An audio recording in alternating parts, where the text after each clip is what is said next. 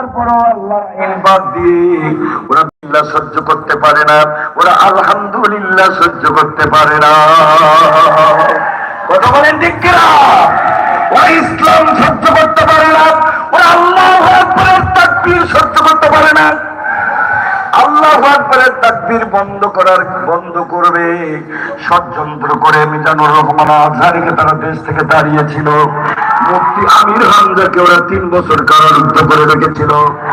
আমাকে বারবার জানিয়েছে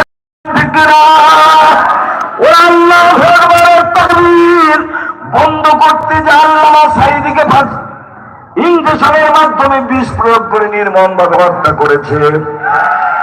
ওরা আল্লাহর তাকবীর বন্ধ করবে, আল্লাহ তার তাকবীর চালু রেখেছেন, ডাকবেন। ওদের এখন কণ্ঠ বন্ধ। কথা বলেন ঠিক কিনা? যে যুগটাই যেন জাহিরে বলা হয়, সেই যুগে মূর্তির লালন পালন হতো, মূর্তিকে মানুষ সম্মান করত।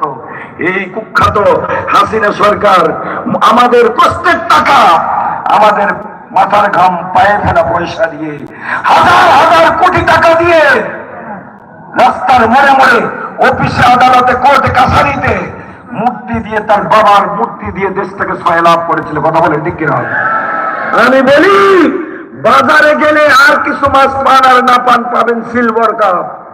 আর যেখানে যাবেন সেখানে দেখবেন হাসিনার বাপ। কি কথা বলেন ঠিক কিনা? সম্মানিত আল্লাহর প্রিয় বান্দাগণ,